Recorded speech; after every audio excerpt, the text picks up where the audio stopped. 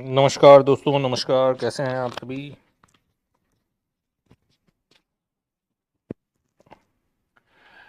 नमस्कार, आप सभी का स्वागत है आज के इस ब्यूटीफुल भगवत गीता प्रोग्राम में। आप सभी को प्रणाम। Video on. नमस्कार एंड प्रणाम आप सभी का, प्रणाम आप सभी को प्रणाम। The highest in me bows down to the highest in you. May it be the happiest day of your life. Welcome. 7वां और 8वां अध्याय, गलती से उसका जो हमारा लिंक था उस पे 5वां और 6वां अध्याय चला गया था। लेकिन आज 7वें और 8वें अध्याय पे चर्चा होगी।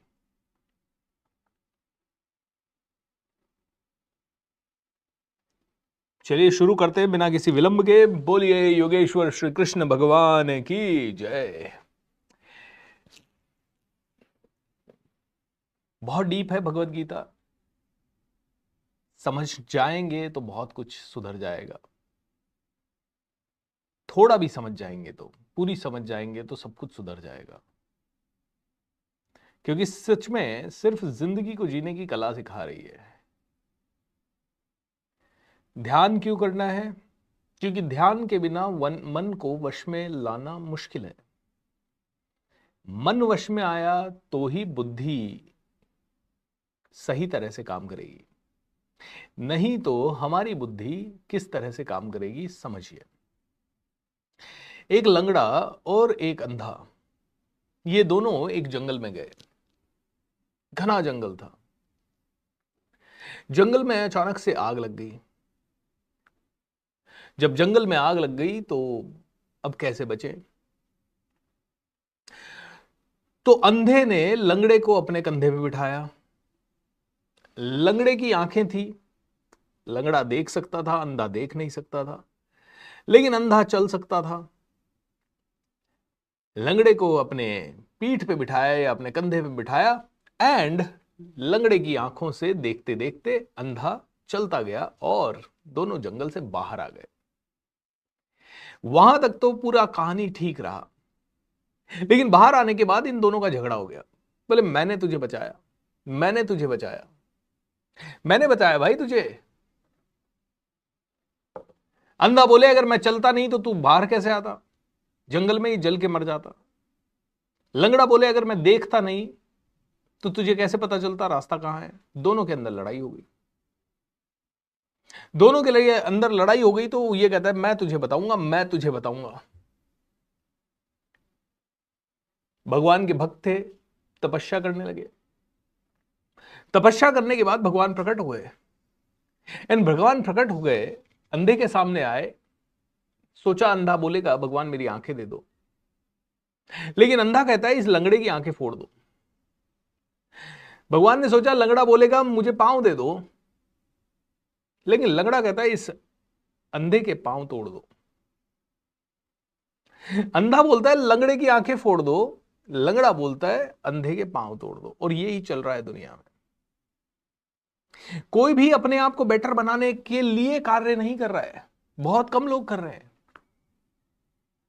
लोग कह रहे हैं कि दूसरे कैसे ग्रो ना करें। इसमें 80% लोगों का ज्यादा ध्यान जा रहा है।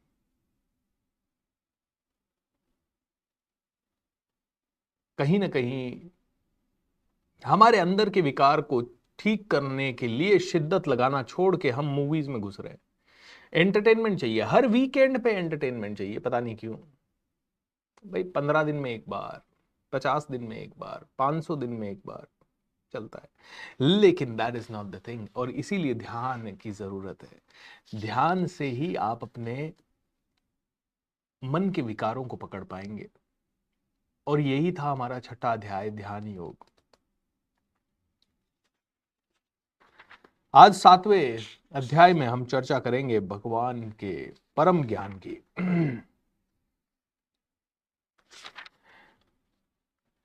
दोस्तों बहुत शांत होके हमें यह समझना होगा कि हम कहीं ऐसा तो नहीं कर रहे कि हम किसी और को नुकसान पहुंचाने की कोशिश कर रहे हैं, और कर रहे हैं हम हर तरह की आदतों से। ये कलेक्टिव कॉन्शियसनेस ही है जिसके कारण हम बच सकते हैं किसी भी आपदा से, किसी भी विपदा से, और ये कलेक्टिव हमारा डिस्ट्रक्शन में साथ देना ही है जिसके कारण इतनी सारी आपदाएं आ रही है।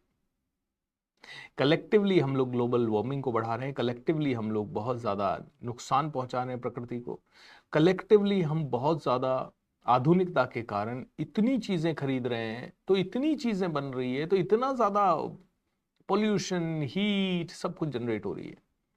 2-4 कपड़ों की ज़रूरत है, लेकिन अच्छा दिखने के लिए और रोज़ नए पहनने के चक्कर में हर किसी के पास आज 50-100 कपड़े हैं, और वो भी इसलिए हैं क्योंकि रखने की शायद घर में जगह नहीं है, नहीं तो शायद और ज़्यादा होता है, या वो भी इसलिए है कि कहीं ना कहीं इनकम थोड़ी कम है, अदरवाइज तो इंसान पता नहीं कहां से कहां पहुंच जाता।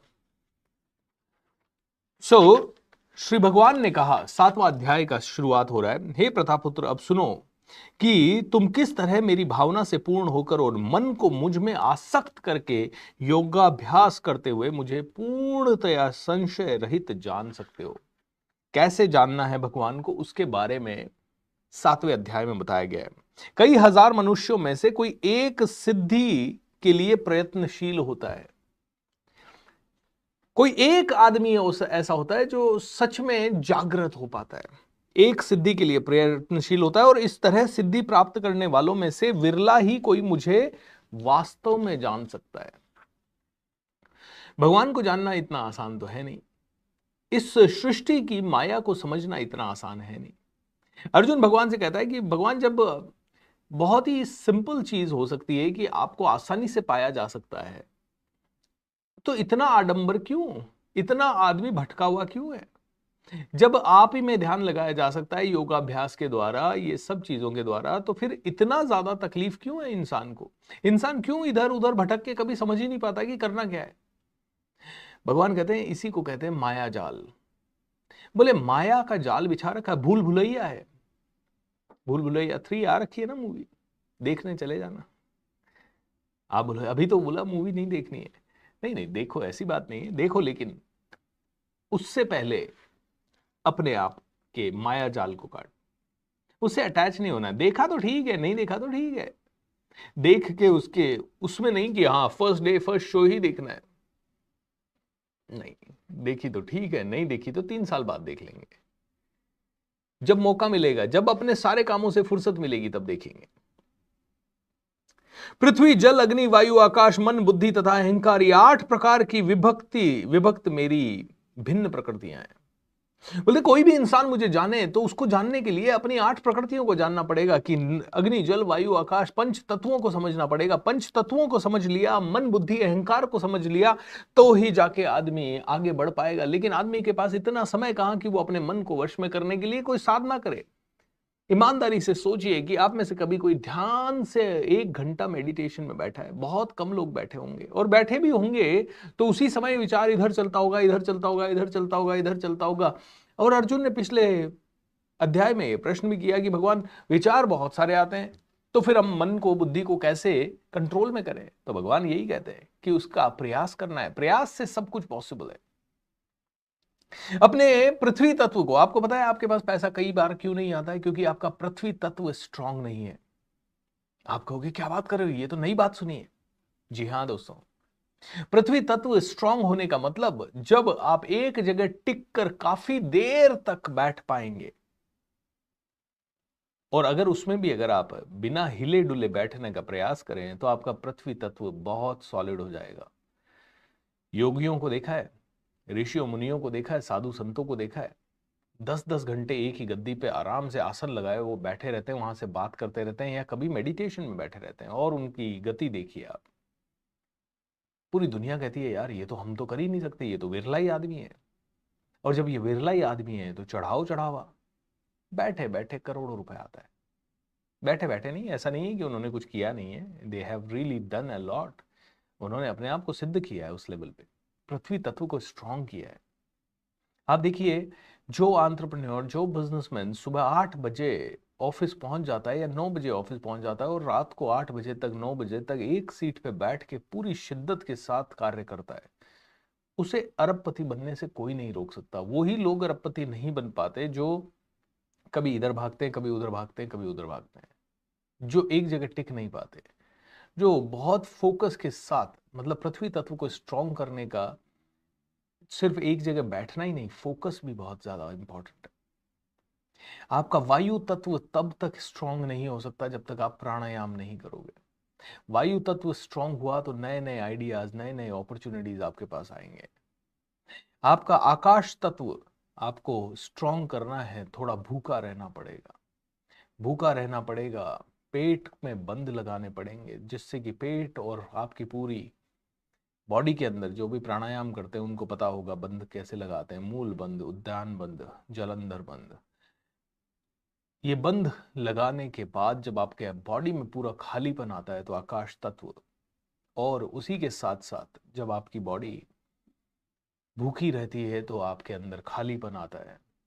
जब आप संयम से खाते पीते हैं तो आकाश तत्व आपका स्ट्रांग होता है।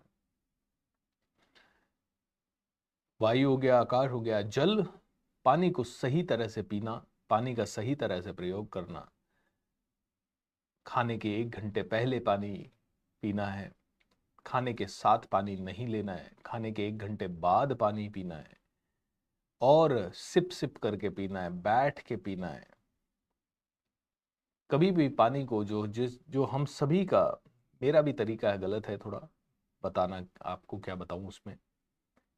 जल्दी जल्दी हम कहीं होते हैं, स्टेज पे खड़े होते हैं, फटाफट फटाफट पानी पीने के चक्कर में पूरी बॉटल लेते हैं और ऊपर से पी लेते हैं। That is very wrong. लेकिन हाँ, अगर 20% 30% भी हमारे अंदर अवेयरनेस हो, 20-30% भी हम सिप सिप करके, जैसे मैं इस सीट पे बैठा रहता हूँ, मैं सिप सिप करके दिन भर में शायद 4-5-6 लीटर पानी पी जाता हूँ। Okay, that is a very very good habit, क्योंकि उससे आपका जल तत्व स्ट्रांग होता है। साथ ही साथ आज रात को आप लॉ ऑफ अट्रैक्शन के प्रोग्राम में जुड़िएगा, वहां पे वाटर मैनिफेस्टेशन के बारे में बताऊंगा। और अगर ये वीडियो आप बाद में कहीं देख रहे हैं तो आप मेरे YouTube चैनल पे जाके पानी की ताकत या वाटर मैनिफेस्टेशन के ऊपर कुछ वीडियोस होंगे, वो आप देख लीजिएगा।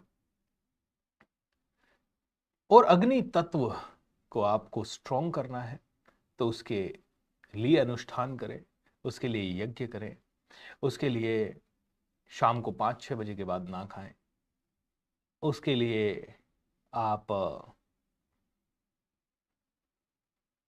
त्राटक करें। त्राटक करने का मतलब है सूर्य को देख रहे हैं तो काफी देर तक देखना, उगते सूर्य को दिन में मत देखने लग जाना, किसी दीपक की लो जला के उसे काफी देर तक देखना, ये आपके अग्नि तत्व को स्ट्रॉन्ग करेगा। तो भगवान कहते हैं कि मेरी 8 प्रकृतियों को जानो, मेरी 8 प्रकृतियों को जानते हुए तुम इसमें काम करो। इसके अतिरिक्त मेरी एक अन्य पराशक्ति है जो उन जीवों से युक्त है जो इस भौतिक अपराशक्ति प्रकृति के साधनों को, तो कहते हैं कि मेरी 8 शक्तियां हैं। मुझसे श्रेष्ठ कोई सत्य नहीं है। जिस प्रकार मोती धागे में गूंथे रहते हैं उसी प्रकार सब कुछ मुझ पर ही आश्रित है। अब यहां पे भगवत गीता में बार बार भगवान ने कहा है मैं ही सब कुछ हूं, मैंने ही सृष्टि बनाई है, मैं ही आदि और अंत हूं, मैं ही सब कुछ हूं। तो 1 मिनट के लिए इसको इस तरह से समझते हैं, आपके जीवन का आदि और अंत इस समय कौन है? आपके जीवन में जो भी क्रिएशन है वो किसने की है? आपने की है। आपके जीवन में जो भी चल रहा है उसे कौन डील करेगा? आप ही करेंगे। आपके जीवन में जो भी चल रहा है उसके कारण दुखी और सुखी कौन होगा? आप होंगे। आपके जीवन में जो भी कर्म आप करेंगे, जो भी विचार आप लाएंगे, उसका फल किसको ही भोगना पड़ेगा, चाहे मन से भोगो चाहे ना भोगो, आपको खुद को ही। तो यानी कि आप अपनी सृष्टि के सेंटर पॉइंट है, और जब आप अपनी सृष्टि के सेंटर पॉइंट है तो मैं कहता हूं पूरी दुनिया को क्यों बदलने में लगे हो? कोई अपनी वाइफ को बदलना चाहता है, कोई अपने बच्चों को बदलना चाहता है, कोई माता पिता को बदलना चाहता है, कोई पड़ोसी को बदलना चाहता है, कोई समाज को बदलना चाहता है, कोई देश को बदलना चाहता है, बिना अपने आप को बदले।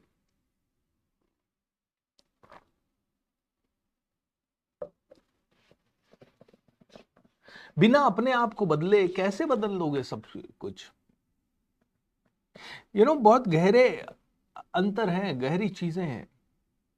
तो भगवान कहते हैं, हे कुंती पुत्र, मैं जल का स्वाद हूं, सूर्य तथा चंद्रमा का प्रकाश हूं, वैदिक मंत्रों में ओमकार हूं, आकाश की ध्वनि हूं और मनुष्यों में सामर्थ्य हूं। मैं पृथ्वी की आद, सुगंध और अग्नि की ऊष्मा हूं। मैं समस्त जीवों का जीवन तथा तपस्वियों का तप हूं। हे प्रथापुत्र, ये जान लो कि मैं ही समस्त जीवों का आदि बीज, बुद्धिमानों की बुद्धि तथा समस्त तेजस्वी पुरुषों का तेज हूं। मैं बलवानों का, कामनाओं का, इच्छा से रहित बल हूं। हे भरत श्रेष्ठ, मैं वह काम हूं जो धर्म के विरुद्ध नहीं है।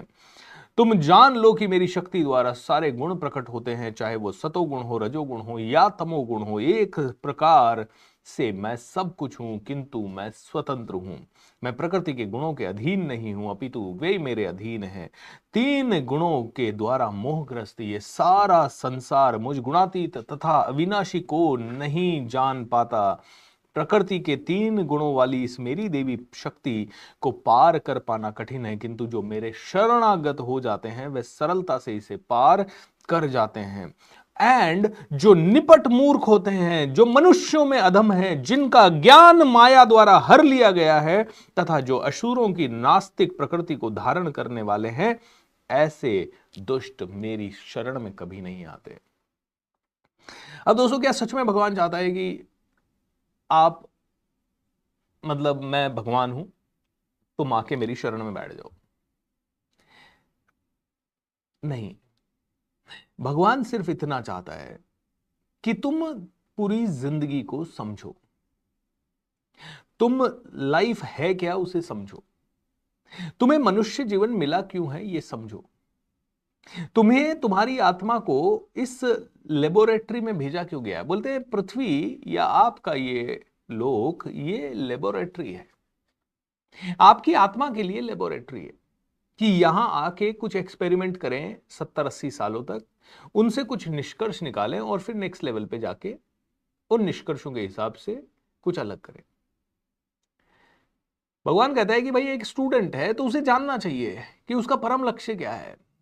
उसका परम लक्ष्य है अच्छे खासे मार्क्स लाना, अच्छे खासी पढ़ाई करना, पढ़ाई में जो जो सीखा है उसे अच्छे से जानना, उसे अच्छे से समझना और उसे जीवन में काम में लाना, और जहां जहां जरूरत हो सके उसे उपयोग में लाना। और उसके साथ इतना इंटेलिजेंट, अपनी बुद्धि को शार्प करने के लिए 25 साल मिले हैं।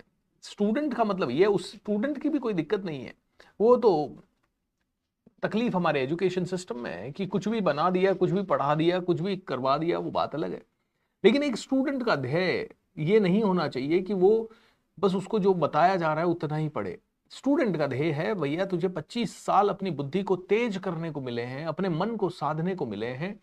तो मन को साध, पहले गुरुकुल परंपरा होती थी तो वहां प्राणायाम, मेडिटेशन, सुबह जल्दी 4 बजे उठाया जाना, बच्चों को सारी शिक्षा, सेवा, सेवा भाव सिखाया जाता था, बड़ों की इज्जत करना सिखाया जाता था। गुरुकुल परंपरा में एक शिष्य को संकल्पित बनाया जाता था, संकल्प की ताकत सिखाई जाती थी, यज्ञ सिखाया जाता था, उसे सिखाया जाता था कि कैसे वो बहुत नेक्स्ट लेवल पे जाए, कैसे वो शूरवीर बने, कैसे वो अपनी मातृभूमि के लिए सर कटाने से भी पीछे ना हटे।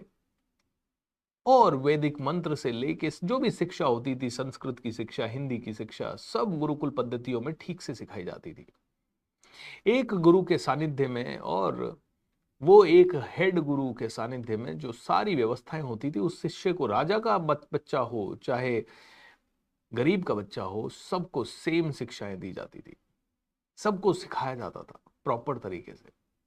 आज बच्चा चला तो जाता है स्कूल में, और वो जितने बड़े बाप की औलाद है उतना ही बड़ा उसका अहंकार होता है बच्चे का। टीचर्स भी कहते हैं इन्हें मैथ्स पढ़ाओ, साइंस पढ़ाओ, ये पढ़ाओ, वो पढ़ाओ, 50 सब्जेक्ट पढ़ा देते हैं, लेकिन बच्चे के ओवरऑल विकास पे ना तो कोई ध्यान दे रहा है, ना एजुकेशन सिस्टम को कुछ पढ़ा है। बोले नहीं, पढ़ा दो इनको। अंग्रेजों ने षड्यंत्र पूर्वक हमारी एजुकेशन सिस्टम को चेंज किया और हम उसी को आज फॉलो करके हमें उसी में गर्व स्थापित हो रहा है। गर्व क्यों? क्यों? क्या रीजन है? क्योंकि उसमें पैसा ज्यादा मिलता है। गुरुकुल खोल के बैठ गए, मेडिटेशन सिखाएंगे, कौन सा माँ और बाप पैसा देगा बहुत ज्यादा। आज तो छोटा बच्चा आके जब ये बात करता है कि अंतरिक्ष यान कैसे काम करता है, तो माता पिता को बड़ा गर्व होता है। हमारा बड़ा, हर तीसरे माता पिता से मैंने सुना, बेटा मेरा बड़ा इंटेलिजेंट है। बच्चा हमारा इतना जबरदस्त इंटेलिजेंट है, पूछो मत। अरे अभी से ही उसको ये ज्ञान है, ये ज्ञान है, ये ज्ञान। अरे भाई बाहर आओ, हर बच्चे को है आज की डेट में, हर बच्चे को है। नहीं नहीं हमारा थोड़ा सा ज्यादा शार्प है, अच्छा ठीक है। तो जो निपट मूर्ख हैं, जो मनुष्यों में अधम हैं, जिनका ज्ञान माया द्वारा हर लिया गया है, तथा जो असुरों की नास्तिक प्रकृति को धारण करने वाले हैं, ऐसे दुष्ट मेरी शरण में कभी नहीं आते। आज यही देखिए ना आप, क्या हो रहा है। भगवान के दर्शन करने के नाम पे भीड़ लग रही है, बस और कुछ नहीं हो रहा है। भीड़ लग गई, अरे मैं दर्शन करके आया, दर्शन करके आया, दर्शन करके आया, और वेरी गुड। अच्छा सीखे क्या? नहीं सीखा तो कुछ नहीं, दर्शन करके आया ना बस। सीखने थोड़ी गया था, दर्शन करने गया था। अच्छा सीखने गए नहीं थे तो फिर गए क्यों थे? भगवान को जरूरत नहीं है तुम्हारी, तुम जाओ मंदिर में जाके सिर्फ दर्शन करके आ जाओ।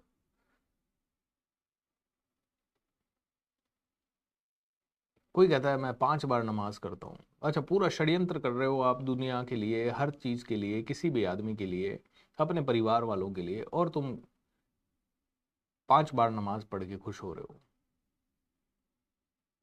कोई कहता है मैं तो हर संडे मास में जाता हूँ, कोई कहता है हर संडे में गुरुद्वारे जाता हूँ, कोई कहता है हर संडे में यू नो बुद्ध पूर्णिमा को मैं उपवास रखता हूँ। मतलब क्या है इसमें? कोई दिक्कत नहीं है, आप करो ये सब चीजें, लेकिन फिर समझो भी तो सही, वहां पे जाके कुछ सीखो भी तो सही। परमात्मा कभी नहीं कह सकता कि तुम किसी के खिलाफ षड्यंत्र करो। परमात्मा कभी नहीं कह सकता। वो तो कहता है कि मुझे जानो। जिस दिन परमात्मा को जानोगे, सरल होते जाओगे, सरल होते जाओगे, पता लगेगा इतनी सारी आडंबर, इतनी सारी चीजें जरूरत ही नहीं है। पता लगेगा ये सब जो चीजें कर रहे हो that is not required at all. इतने सारे कपड़े जरूरत ही नहीं है, इतना सारा बाहर का खाना जरूरत ही नहीं है। तुम खा रहे हो इसलिए वो नया नया तरीके से बन रहा है, एक चीज बनती है दूसरी आउटडेटेड पीस है। उनमें मिलाया क्या जा रहा है, कभी सोचा है? कल ही एक वीडियो आया कि केक खाना बंद कर दो भाई। जो तुम्हारे वेलवेट वाले केक और अलग अलग तरह के कलर्स के केक आज की डेट में आ रहे हैं, बोले सारे के सारे जो कलर्स हैं वो बैंड कलर्स हैं 80%। एंड कुछ ही जगह पे अच्छा केक या अच्छे प्रॉपर अप्रूव्ड कलर्स के साथ बनाया हुआ केक, लेकिन वो प्रॉपर अप्रूव्ड वगैरह के साथ बनाया हुआ जो केक है वो कहीं ना कहीं बहुत महंगा पड़ता है। जैसे शुद्ध देसी घी अगर आप प्रॉपर गाय से निकलवा के किसी किसान से लेके आओ तो 2,000 2,500 रुपए किलो पड़ता है, और तुम मार्केट से जो पैकेट खरीदते हो वो 600 रुपए किलो पड़ता है। 600 रुपए में कैसे शुद्धता दूंगा मैं, ये बताइए आप, अगर लागत ही 2,000 रुपए किलो है। क्योंकि 2,000 रुपए किलो कब पड़ेगा वो घी? जब करीब 50 लीटर दूध या 100 लीटर दूध को उबाल के उसमें से निकाला जाएगा।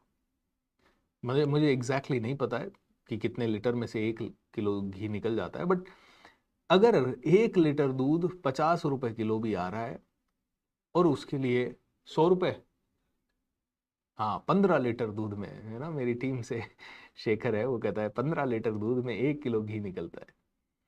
अब 15 लीटर दूध यानी 1,000 1,500 रुपए का तो दूध हो गया। 15 लीटर दूध के पीछे फिर मेहनत और उसके ऊपर मुनाफा, तो 1,500 2,000 रुपए बिना कैसे घी बनेगा? चलिए और घर के अंदर बना लिया और घर में समझ लिया तो 1,200 1,300 रुपए तो पड़ेगा ही। और मार्केट में 600 रुपए में शुद्ध देसी घी, दानेदार घी मिल रहा है, केमिकल वाला घी मिल रहा है। तो ये चीज समझ ही नहीं पा रहे हम। हमें चाहिए शुद्ध देसी घी खाना है। अच्छा खाओ ना। अच्छा सर घी ना खाएंगे, खाना है, बिल्कुल खाना है, शुद्ध देसी घी खाना है। 2,000 रुपए का ला के खाइए। उतना कहाँ मिलेगा सर? वही तो सोचने वाला प्रश्न है कि जब उतना नहीं मिलेगा तो फिर जो मिल रहा है वो क्या है? तो हर जगह पे इतने डिस्ट्रैक्शंस, तो सारी जगह मिलावट, सारी जगह चैलेंजेस, क्योंकि हमें वही चाहिए, हमें वही चाहिए। जरूरत नहीं है हमारी। ये शाम को जितने चाट के ठेले लगे हुए हमें जरूरत नहीं है, जितने पानी पूरी के ठेले लगे हैं वो जरूरत नहीं है। बिना जरूरत के जब आप भोगने लग जाओगे, बिना जरूरत के जब आप खाने लग जाओगे, बिना जरूरत के जब आप पहनने लग जाओगे बिना जरूरत के, जब आप ज्यादा कमरे की जरूरत बना लोगे तो बस आपका अहंकार ही उनमें जिएगा। एक बूढ़ी औरत, मेरा 100 कमरों का घर है। Okay, very good. कौन रहता है घर में? मैं अकेली रहती हूं। क्यों? बच्चे विदेश है, हस्बैंड उनकी डेथ हो गई, सास ससुर वो भी पहले ही चले गए, देवर देवरानी ओ उनको थोड़ी वो साथ रखूंगी। अच्छा, तो फिर उन 100 कमरों में कौन रहता है? तुम भी एक दिन चली जाओगी, फिर क्या होगा? बोले नहीं नहीं, वो हमारी 100 कमरे, हमारा हमारा एक वो था, फोकस था कि हम बनवाएं। दोस्तों, भगवान को बाद में जानेंगे। भगवान जानने से पहले पहले जिंदगी तो जान ले, पहले जिंदगी को तो समझ ले। भगवान कह रहे हैं मुझे जानो, मैं कौन हूं मुझे जानो तो सही। तुम्हारा अहंकार की औकात क्या है? तुम्हारी एनर्जी की औकात क्या है? तुम कुछ नहीं हो। एक क्षण लगेगा तुम्हें खत्म कर दूंगा मैं, एक क्षण लगेगा। तुम कौन से अहंकार में जी रहे हो? तुम क्यों ये क्रेडिट ले रहे हो कि मैंने किया है? तुम कौन होते करने वाले भाई? तुम कोई चीज करने वाले नहीं हो। तुम्हें तो ये समझना है कि है क्या, चल क्या रहा, जब मैं कुछ करता ही नहीं हूं तो इतना सारा झमेला क्यों पाल रखा है? नहीं नहीं यार, दुनिया है, समझदारी है, मेरे को ये तो करना पड़ेगा, वो तो करना पड़ेगा। दोस्तों, करना है, मैं नहीं कहता बिल्कुल नहीं करो, लेकिन सोच पूर्वक करो, होश पूर्वक, सोच समझ के। 100 करोड़ कमाना है, 1000 करोड़ कमाना है, कमाइए, 101% कमाइए, लेकिन ये जानते हुए कमाइए कि तुम साथ लेके नहीं जाने वाले हो। और ये जानते हुए अगर कमाया तो जिस दिन 100 करोड़ कमाओगे, आसपास के लोगों के अंदर इतनी खुशियां बिखेर दोगे, इस दुनिया में बदलाव की झड़ियां लगा दोगे, ऐसा कोई काम नहीं करोगे जिससे तुम्हारा पतन हो। एक व्यक्ति मेरे पास आया, सर मैं सोच रहा हूं गोट फार्मिंग करूं। मैंने कहा गोट फार्मिंग करेगा या गोट किलिंग करेगा?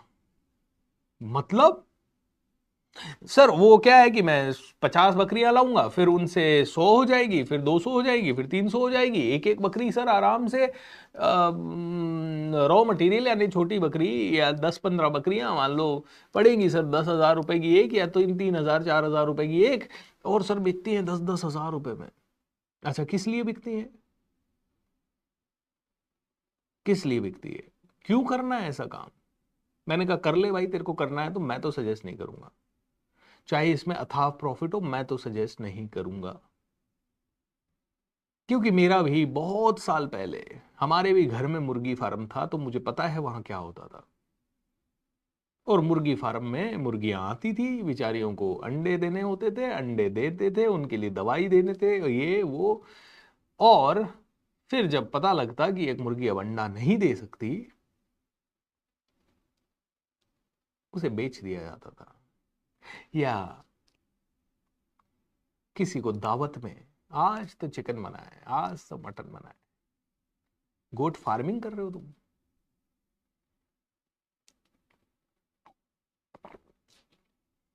रेस्टोरेंट वाला खुद का खाना नहीं खाता। हम मुंबई में एक होटल में प्रोग्राम करते हैं, खोपोली में। उसके ओनर से मैंने कहा आइए आप भी लंच कीजिए। नहीं नहीं सर, हम लोग लंच लेके आते हैं रोज। हैं? फिर हमें क्यों खिला रहे हो? हम लोग लंच लेके आते हैं, फिर हमें क्यों खिला रहे हो? बट खिला रहे हैं। तो होश पूर्वक भाई, तू 100 करोड़ कमाने के लालच में दूसरों की हेल्थ हेल्थ खराब कर रहा है, एंड तुझे शर्म भी नहीं आ रही। तू बड़ा प्राउडली उस रेस्टोरेंट को चला रहा है। नहीं नहीं, पैसा खर्च किया है ना sir. How how can you do that? तो होश पूर्वक 100 करोड़ कमाओ ना, कोई बात नहीं। अगर होश पूर्वक नहीं कमा, होश आने के बाद अगर जो काम कर रहे हैं उससे नहीं कमा सकते, तो उसको बंद कर दो फिर, या उसको रिड्यूस कर दो, कम से कम तो कर दो। लेकिन भगवान कहता है कि नहीं, मैं नहीं, मतलब सॉरी, इंसान कहता है मैं नहीं यार, ये कैसे, मैंने तो पैसा लगाया है ना, मैंने तो आजीविका के लिए कमाया है। भाई आजीविका के लिए तेरे पास 100 करोड़ ऑलरेडी आ गया, अब तो 1000 करोड़ की दौड़ में और ज्यादा मिलावट कर रहा है, और ज्यादा केमिकल्स, और ज्यादा तू। 80% फार्मा कंपनीज की जो ड्रग्स हैं वो बॉडी को नुकसान करने वाली है, लेकिन उसके बाद भी उन्हें बेचना है क्योंकि उन्हें और ज्यादा प्रॉफिट कमाना है। कोरोना में रेमडेसिवियर इंजेक्शन, जो शायद आज अगर पता नहीं रेट देखो तो 1,500 रुपए का होगा, 50-50 हज़ार रुपए में मिल रहा है। और आदमी कह रहा है भाई भैया देखो ये तो हमारे कमाने का सीजन आया, हम तो 50,000 में ही देंगे। ऑक्सीजन का सिलेंडर 10-10, 20-20, 25-25 गुना ज्यादा में मिल रहा है, 25-25 हजार रुपए के ऑक्सीजन के सिलेंडर मिल रहे हैं। उस समय आदमी को मुनाफा कमाना चाहिए या किसी की जान बचानी चाहिए? कोई तो अपनी पूंजी निकाल के दे रहा है, करोड़ों रुपए दान कर रहा है ताकि लोगों की जान बचे, और कोई जो उसके पास है उसी का दाम 100 गुना बढ़ा रहा है। अरे तुम होशपूर्वक जी रहे हो? नहीं, ये तो हमारे कमाने का साधन आया है, कमाने का सीजन आया है, तो कमाओ, अच्छा सात्विक तरीके से भी तो कमाया जा सकता है। तो जो मनुष्यों में अधम है, जिसका ज्ञान माया द्वारा हर लिया गया है, ये माया द्वारा ज्ञान हर लिया गया है, आदमी अंधा हो जाता है। आदमी पूरी तरह से आंख वाला होके भी अंधा बनने की कोशिश करता है कि बोले नहीं नहीं यार, है ना, जो मैं कर रहा हूं ना वही सही तरीका है, वो ही सही तरीका है। सही तरीका वही है।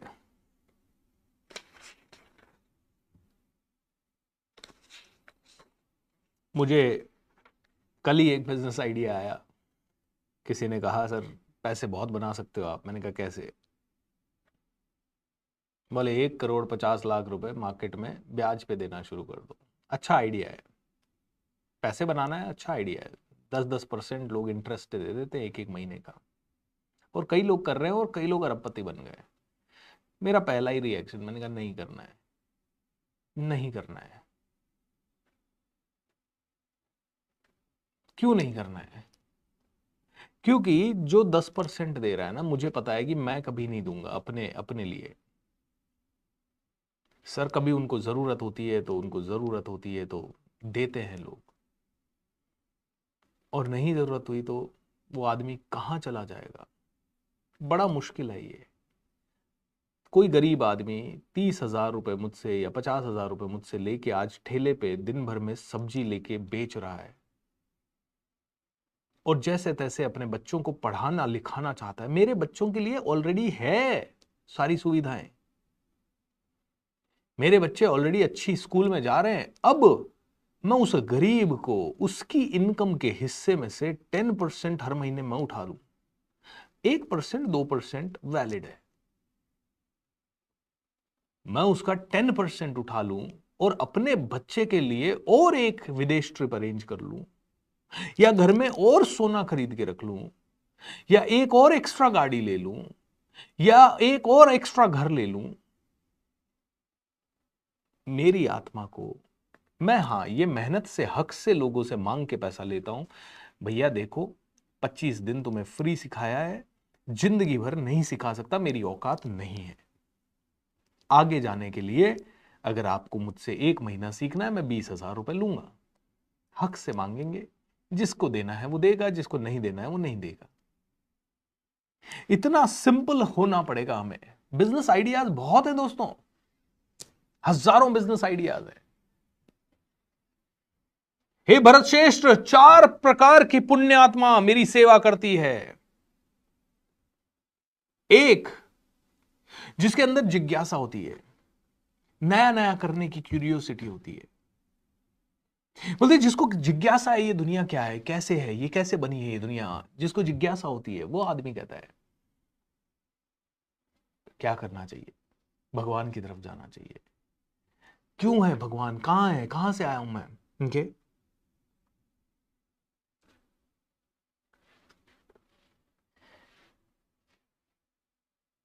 एक होता है, एक तो क्यूरियस हो गया, एक हो गया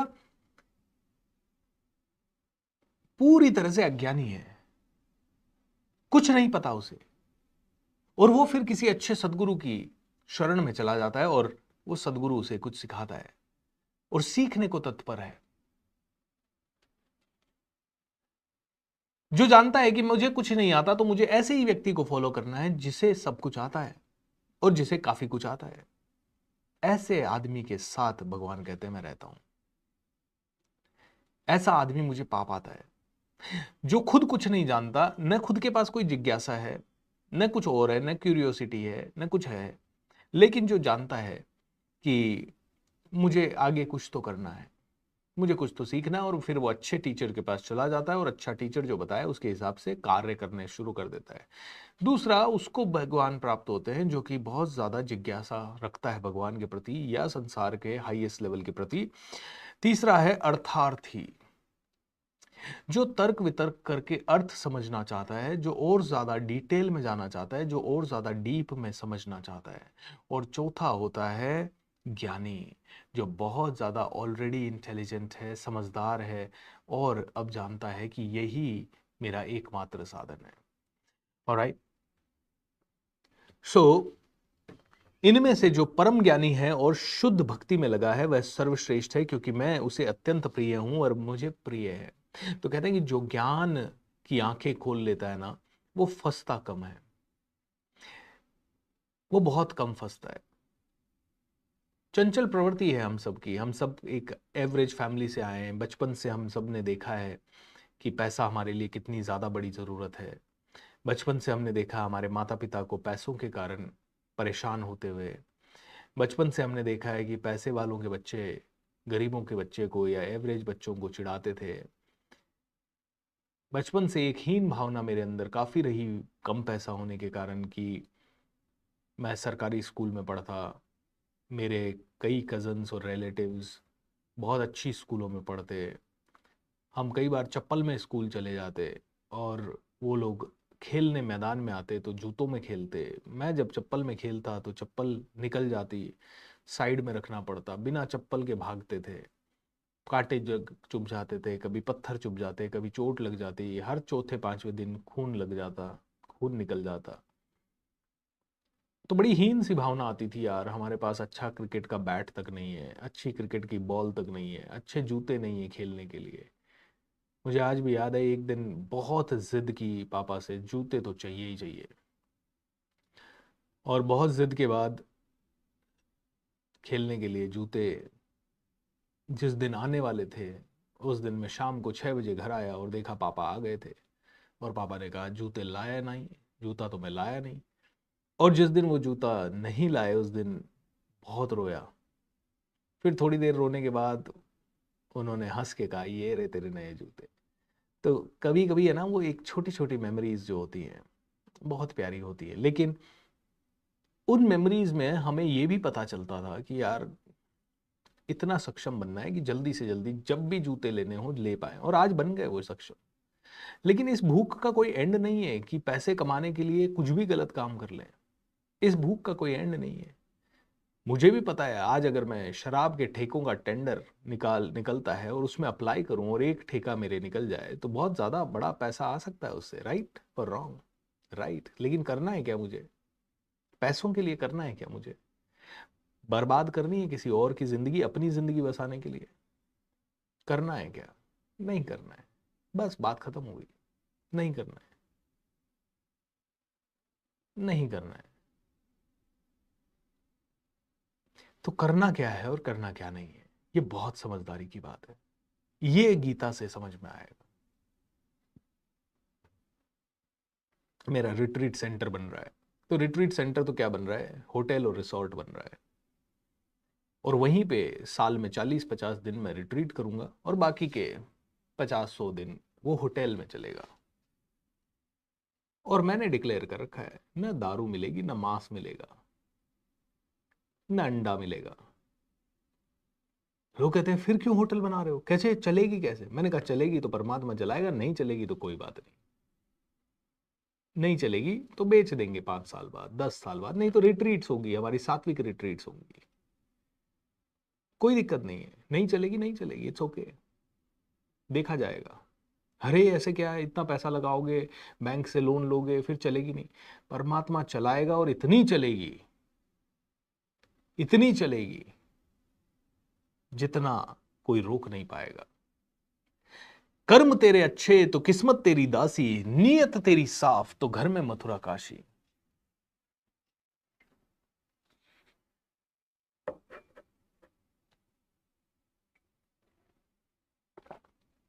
सर आप कहते हैं कि हेल्थ का ध्यान रखना चाहिए, क्या नाश्ता करके पूजा किया जा सकता है? मैं शादीशुदा हूं, बचपन से कहते हैं कि तुलसी में बिना खाए पूजन करो।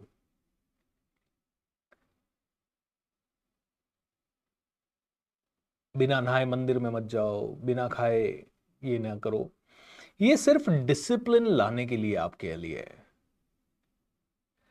आपके अंदर एक डिसिप्लिन आए, आपके अंदर एक सात्विकता आए, आपके अंदर एक समझदारी आए कि सुबह उठते ही ना, ये सब हमारे पूर्वजों ने, बहुत इंटेलिजेंट थे हमारे पूर्वज, उन्होंने ये सारी चीजें इसलिए बनाई क्योंकि पता है इंसान नहीं तो है ना 10-10 दिन नहीं नहाएगा, कभी भी खा लेगा, किसी भी खा लेगा।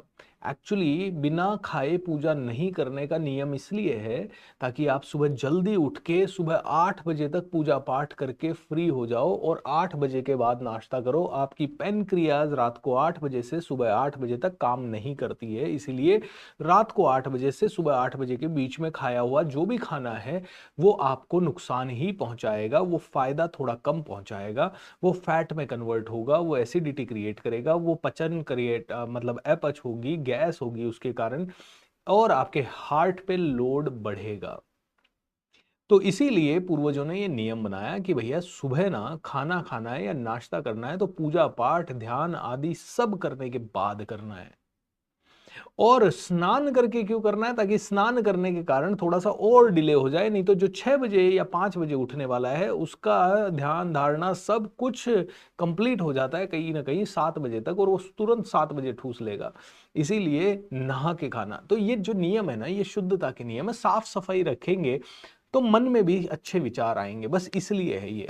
तो किसी दिन आपको उसके पहले खाना का मतलब आपकी ऐसी स्थिति है कि आप वो डिसिप्लिन नहीं रख सकते, कभी पहले खा लिया तो उससे भगवान तो कभी भी नाराज नहीं होंगे, ये तो श्योरिटी है, ये तो गारंटी है। और ना ही इस दुनिया में, इस जिंदगी में आपके कर्मों का जो आपको फल मिलने वाला है वो कम या ज्यादा होगा, ये भी श्योरिटी है।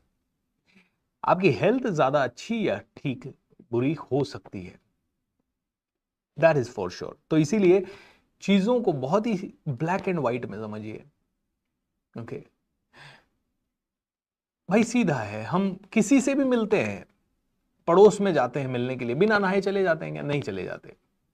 तो बस इसीलिए हमारे ऋषियों में इन्होंने कहा कि भाई भगवान से भी मिलो तो नहा धो के मिल लो। ये एक डिसिप्लिन की बात है, क्योंकि अगर आप बिना नहाए धोए सब जगह चले गए तो लोग आपकी निंदा करेंगे। आपको बचाने के लिए है, आपके गलत आदतें ना पड़े इसीलिए है। जैसे एक माँ हर बच्चे को कहती है सुबह जल्दी उठो, क्योंकि अगर वो नहीं कहेगी तो बच्चा कितने भी देर तक सो लेगा, 12 बजे तक सो लेगा, 1 बजे तक सो लेगा, 2 बजे तक सो लेगा बच्चा। वो एक अच्छी डिसिप्लिन आदत नहीं है।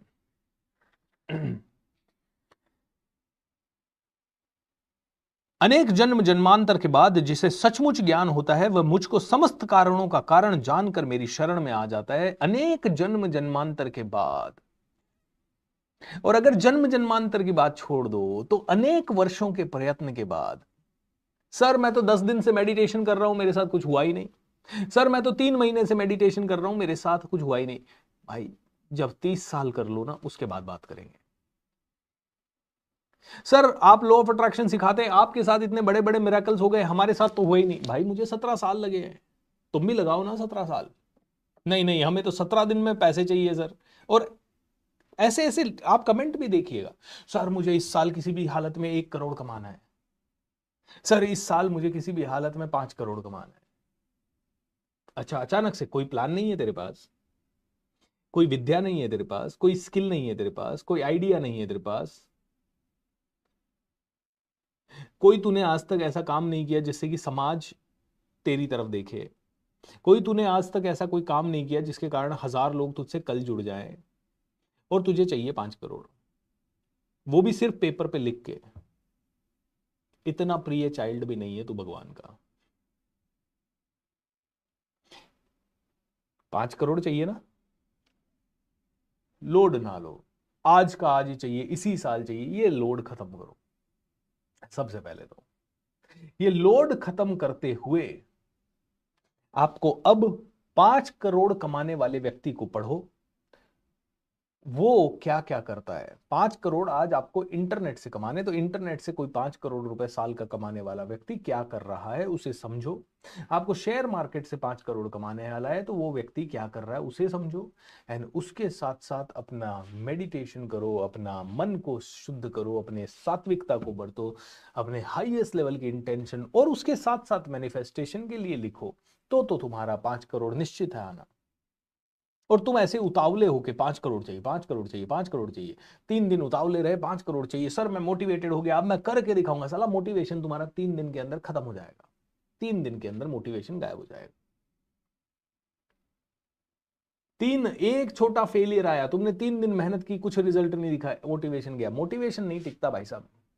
हम लोग अपने आप को इजी वे में लोगों को समझाने के लिए कहते हैं मोटिवेशनल स्पीकर, लेकिन क्या मोटिवेशन दिया मैंने आपको पिछले 15 दिनों में? मैं आपको प्योर स्ट्रेटेजी समझा रहा हूं कि लॉ ऑफ अट्रैक्शन काम करता है, तो उसके पीछे की गणित समझा रहा हूं। इसमें मोटिवेशन कहाँ है? There is no motivation. Motivation टिकता कहाँ है? प्योर नॉलेज टिकती है, प्योर इंस्पिरेशन टिकती है। सो मोटिवेशन से 5 करोड़ कमाना चाहते हो तो बिल्कुल नहीं कमा पाओगे, और अगले 10 साल में भी नहीं कमा पाओगे। इसका तो एक ही समझदारी है, 5 करोड़ की स्किल अपने अंदर ले आओ। 5 करोड़ कमाने के लिए जो स्मार्टनेस चाहिए वो ले आओ। उसके लिए मेहनत करनी पड़ती है, कभी 2 साल, कभी 1 साल, कभी 5 साल। और तुम्हें एक ही साल में चाहिए तो मैं इतना बता दूं, ये 1 साल तुम्हारा बर्बाद ही होगा, और अगले 5 साल में भी तुम्हारे, हाँ कोई एक दो विरला ही है जिसके पास स्किल भी बहुत अच्छी है और फिर वो 5 करोड़ का सोचता है और वो कमा लेता है, लेकिन बिना स्किल के एक भी नहीं कमा पाएगा। लॉटरी एक दो की निकलेगी। तो अनेक जन्म जन्मांतर के बाद, यानी अनेक दिनों की प्रैक्टिस के बाद, अनेक वर्षों की प्रैक्टिस के बाद कोई एक व्यक्ति होगा जो बुद्धा बन पाएगा। और बुद्धा बनने का मतलब ये नहीं है कि एनलाइटनमेंट, मैं तो कहता हूं आपको परमात्मा का साक्षात्कार हो ना हो, खुद का साक्षात्कार तो हो। खुद को तो जाने कि मैं हूं क्यों, मैं आया क्यों हूं, मैं करता क्या हूं, मैं कर क्या रहा हूं, मैं इतना सारा इकट्ठा करके जाऊंगा कहां, इसे लेके कहां जाऊंगा, अच्छा मुझे तो अब क्या करना है। तो एकमात्र पर्पस तुम्हारे जीवन का, एकमात्र पर्पस होना चाहिए, टू सर्व द ह्यूमैनिटी और द वर्ल्ड अराउंड। क्योंकि मेरे लिए मुझे जितना करना है उतना इनफ है। आज से कुछ भी ना करूं तो पूरा जिंदगी चल सकता है, पूरा जिंदगी चल सकता है, और 1 रुपए का कॉम्प्रोमाइज नहीं होगा, न खाने में, न पीने में, न पहनने में। तो जब इतना कर चुके हैं अपने लिए, तो अब आगे किसके लिए करना है? दुनिया के लिए। मेरा रिट्रीट सेंटर पुष्कर में बन रहा है, और सारी रिट्रीट्स वहां फ्री होंगी, खाना पीना रहना सब मिला के। एक छोटा शुल्क इसलिए होगा ताकि लोग फ्री है ये समझ के ये ना कर दें 1000 लोगों ने रजिस्टर कर दिया, हमने 1000 लोगों की व्यवस्था कर दी और बाद में वहां 200 लोग आ रहे हैं, क्योंकि फ्री था ना, आए तो आए, नहीं आए तो नहीं आए। बस उस चीज को टालने के लिए एक छोटा शुल्क होगा बस, बाकी फ्री रहेगा। जो कोर्स आज हम 50,000 रुपए लेके होटल में करवाते हैं 3 दिन का, वो कोर्स वहां 10,000 में होगा, 5,000 में होगा, कई सारी चीजें होंगी। और ये मैं आपको पिछले 4 साल से लोगों को कह रहा हूं। बनने में टाइम इसलिए लगता है क्योंकि गवर्नमेंट प्रोसेसेस में ही बहुत टाइम लग जाता है। अब जो हम रिट्रीट या कर रहे हैं उसका नक्शा बन रहा है, नक्शा बनने के बाद, नक्शा गवर्नमेंट से अप्रूव होना, फिर कंस्ट्रक्शन चालू होना, 2 साल अभी भी लग जाएंगे। लेकिन हमारे एक मित्र हैं सचिन सर, सचिन भोसले जी, जिन्होंने अपने सिटी फल्टन में हमारे कहने पे 1000 लोगों का हॉल बना दिया, और हमने करीब 2-3 महीने पहले, अगस्त के महीने में पहली फ्री रिट्रीट की हमने। पूरी रिट्रीट फ्री थी, 2100 रुपए का शुल्क लिया गया था, बस इसीलिए ताकि लोग कैंसिल ना करें, क्योंकि 100-200 में तो लोग, मैं आज रोज हमारे रोज वो हो रहे हैं, क्या कहते हैं, हमारे रोज कई लोग 99 रुपीज देके हमारी टीम के साथ 1-to-1 मीटिंग करवा रहे हैं, बुक आते ही नहीं है। अरे सर मैं तो भूल गया था, अरे सर तो अब ले लो, नहीं नहीं सर वो तो गलती से हो गया होगा मेरा पेमेंट। तो बस उसी को, लोगों को लगे कि हाँ मैं 2000 रुपए दे रहा हूं, लेकिन 3 दिन का खाना पीना रहना 2000 में क्या होता है? अब एक दिन रेस्टोरेंट में जाते हो तो खत्म हो जाता है, 2000 में कुछ नहीं होता। जिनकी बुद्धि भौतिक इच्छाओं द्वारा मारी गई है वे देवताओं की शरण में जाते हैं, और वे अपने अपने स्वभाव के अनुसार पूजा की विशेष विधि विधानों का पालन करते हैं। जिसको ये माया ने हर लिया है ना, जिसको बस यही चाहिए, मुझे तो बड़ा घर मिल जाए, मुझे तो बड़ी कार मिल जाए, मुझे ये मेरे अहंकार को बढ़ाने के लिए, भाई ये सब पता है। मेरा आज का उद्देश्य ये 50 करोड़ लोगों की सेवा करनी है 2000 2030 से पहले 50 करोड़ लोगों को इंस्पायर करना है। ये एकमात्र उद्देश्य है बस। अब 2020 के बाद एक भी गोल मेरा मटीरियलिस्टिक नहीं रहा। हाँ, मैं इंटेंशन जरूर लिख देता हूं कि हाँ भाई ये भी आ जाए तो अच्छा है, ये भी आ जाए तो अच्छा है, आ गया तो ठीक है। अटैचमेंट नहीं है, अटैचमेंट नहीं है कि वो उसी के लिए काम कर रहे हैं, नहीं, 50 करोड़ लोगों को इंस्पायर करने के लिए काम कर रहे हैं। और जिस दिन 50 करोड़ लोगों को इंस्पायर करेंगे, गाड़ी बंगला घोड़ा सब होगा, और बड़ा होगा, और अच्छा होगा, और गनमैन होंगे साथ में, और शायद सिक्योरिटी होगी साथ में, और क्या होगा, उससे क्या होने वाला है? उसके लिए काम नहीं करना है, वो तो बाय प्रोडक्ट है भाई, वो तो बाय प्रोडक्ट है। तुम बाय प्रोडक्ट को ही मेन प्रोडक्ट बना दे रहे हो, और तुम्हारी पूरी क्रिएटिव एनर्जी जो शायद इस ब्रह्मांड को बेटर बनाने में, इस विश्व को बेटर बनाने में लग सकती है, उसे तुमने सारा सिर्फ एक कार पाने में लगा दिया। मतलब कितनी तुच्छ चीज है। बनाइए ना समाज को बेटर, बनाइए 1000 बच्चों को बेटर, दीजिए गुरु ज्ञान 1000 बच्चों को। तुम्हें प्राणायाम आता होगा, तुम्हें कोई ध्यान साधना आती होगी, तुम्हें कोई शारीरिक रूप से सक्षम बनना आता होगा, योग साधना आती होगी, तुम्हें कोई मैथमेटिक्स आती होगी, तुम्हें कोई साइंस आती होगी, तुमने कभी बिजनेस कैसे करना है सीखा होगा, या तुमने बड़ी कंपनी में काम कैसे होता है सीखा होगा, एचआर कैसे होता है, एडमिनिस्ट्रेशन कैसे होता है। दीजिए ना वो ज्ञान दूसरों को अच्छे से। तुम अपने सात्विक संस्कार को दूसरों को शेयर कीजिए ना। बनाइए ना 100 लोगों की जिंदगी बेहतर, 1000 लोगों की जिंदगी बेहतर। कुछ सिखा के बनाइए, कुछ करके बनाइए, कुछ क्रिएट करिए। कुछ किसी कोई क्रिएट कर रहा है तो उसका सहायता कीजिए। लेकिन कहीं ना कहीं इंसान कहता है नहीं, मेरी बड़ी गाड़ी, मेरा कंफर्टेबल ध्यान। कर लो, 15 20 25 साल में इतने लड़ाई दंगे झगड़े होने वाले हैं, सब वापस से नष्ट हो जाएगा। और अगर विश्वास ना हो तो ईरान, इराक, सोमालिया, अफगानिस्तान, कई और हमारे कश्मीर और कई जगह पे देख लो आप, कई जगह पे देख लो आप।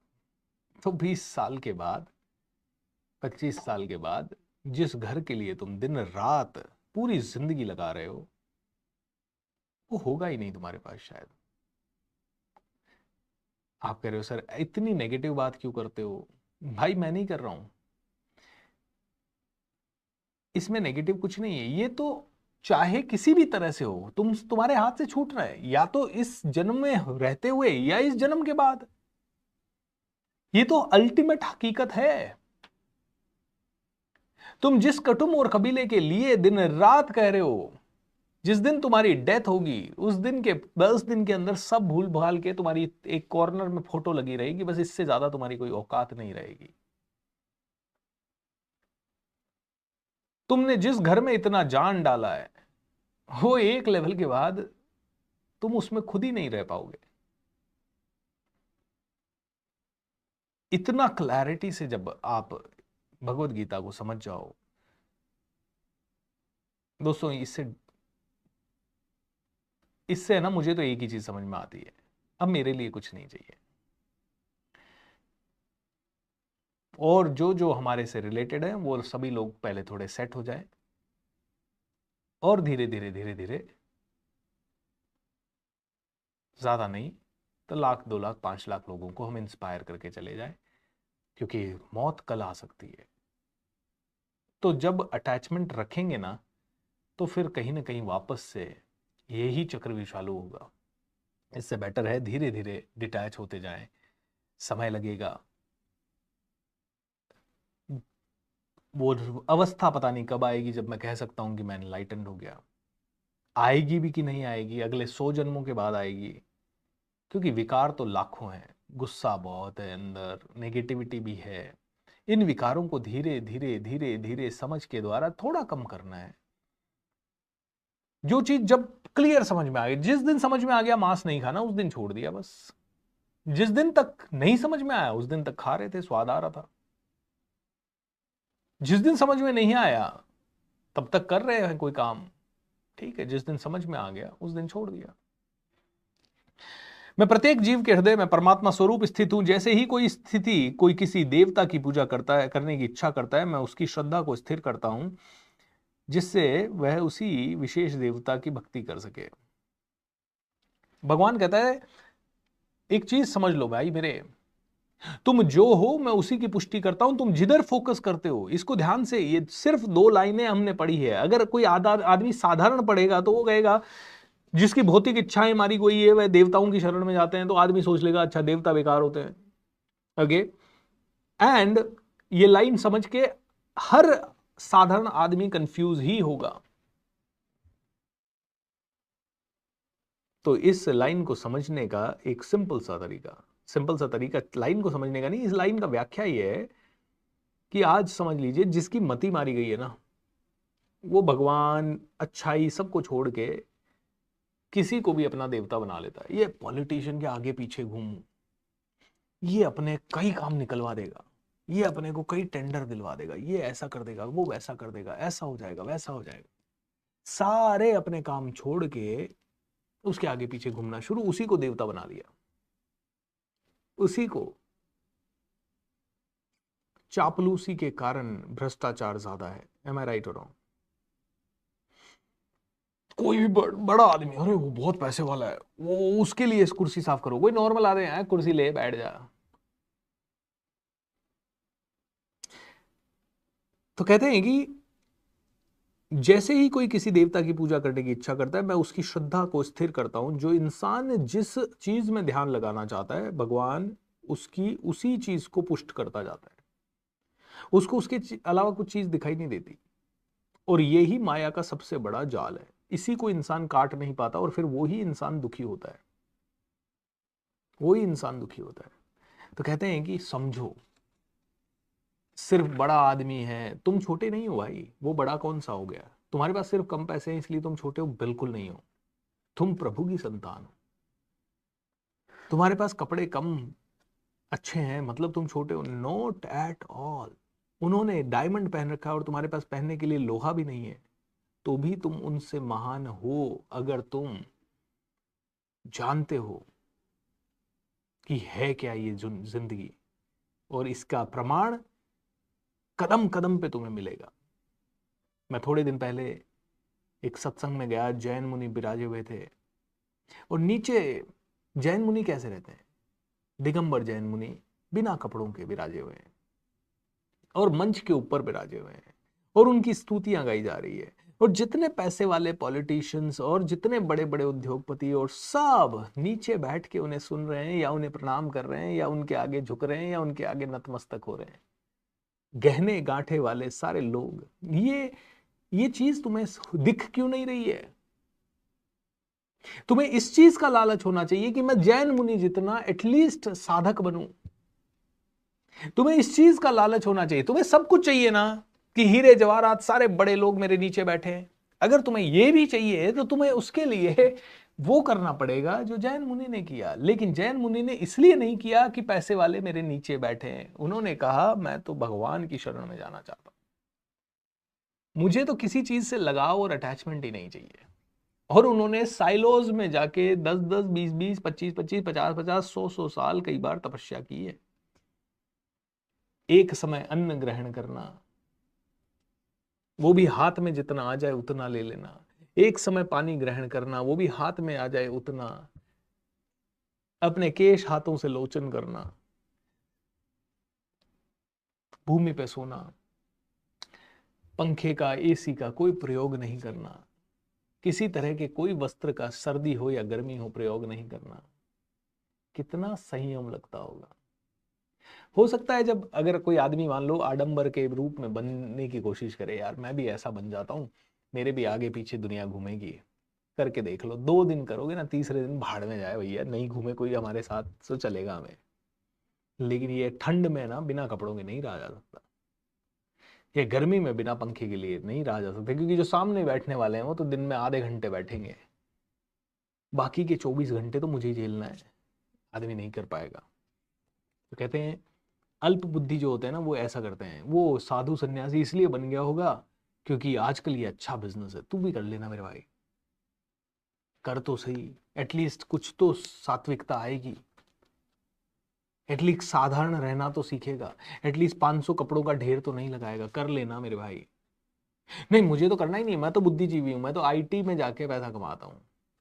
हाँ, तो that is not a wrong thing. IT में जाओ, कहीं पे भी जाओ, पैसा कमाओ, होश पूर्वक कमाओ, जानबूझ के कमाओ, समझदारी से कमाओ, कर क्या रहे हो, कार करना रहे हो, जहां जा रहे हो वहां अपना सर्वश्रेष्ठ दो और उस फील्ड के सर्वश्रेष्ठ बनो। अल्प बुद्धिहीन व्यक्ति मनुष्य मुझको ठीक से न जानने के कारण सोचते हैं कि मैं पहले निराकार था और अब मैंने इस स्वरूप को धारण किया है। वे अपने अल्प ज्ञान के कारण मेरे अविनाशी तथा सर्वोच्च प्रकृति को नहीं जान पाते। भगवान कहते हैं होश पूर्वक हर चीज ये जानते हुए करो कि हर जगह मैं हूं। मैं कोई पर्टिकुलर मूर्ति में ही नहीं हूं, मैं पर्टिकुलर किसी मंदिर में ही नहीं बैठा हूं, मैं हर जगह हूं भाई। वो मंदिर तो इसलिए बना दिया ताकि तुम्हें लगे कि हाँ तुम कहीं पे भी बैठ के शायद नहीं देख पाओगे। हर मनुष्य के अंदर उतनी ज्ञान नहीं होगा, इसीलिए अज्ञानी मनुष्यों के लिए मंदिर बना दिया, अज्ञानी मनुष्यों के लिए मस्जिद गुरुद्वारे बना दिए। नहीं तो तुम जानो तो सही कि मैं सब जगह हूं, मैं सर्वत्र विद्यमान हूं। I am everywhere, I am everywhere. So बुद्धिमान बनो। मैं मूर्खों तथा अल्पज्ञों के लिए कभी भी प्रकट नहीं होता हूं, इसके लिए तो मैं अपनी अंतरंग शक्तियों द्वारा आच्छादित रहता हूं। अतः वे यह नहीं जान पाते कि मैं अजन्मा अविनाशी हूं। भगवान अजन्मा है, भगवान अविनाशी है। श्री भगवान होने के नाते मैं जो भूतकाल में घटित हो चुका है और जो वर्तमान में घटित हो रहा है और जो आगे होने वाला है वह सब कुछ जानता हूं। समस्त जीव जन्म लेकर इच्छा तथा घृणा से उत्पन्न द्वंद्वों से मोह रक्त होकर मोह को प्राप्त होते हैं। भगवान श्री कृष्ण कहते हैं कि तुम जो कर रहे हो उसमें और ज्यादा बंधते चले जाओगे। जो जरा तथा मृत्यु से मुक्ति पाने के लिए प्रयत्नशील रहते हैं वे बुद्धिमान व्यक्ति मेरी भक्ति की शरण करते हैं। तो जो आदमी जीवन का अंत समझ गया, जो मृत्यु को समझ गया, जो ये समझ गया कि अंत में तो जाना ही है, तो जाने से पहले आया क्यों हूं ये तो समझदारी हो जाए। पता लगा मार्केट गए, लेने गए थे दाल आटा चीनी, मार्केट से चार और चीजें ले आए लेकिन दाल आटा चीनी भूल आए, और ये हुआ तो घर में महाभारत होगी और आपके साथ भी यही होगा। एक मिनट के लिए चिंतन करते हैं। एक मनुष्य कर क्या रहा है?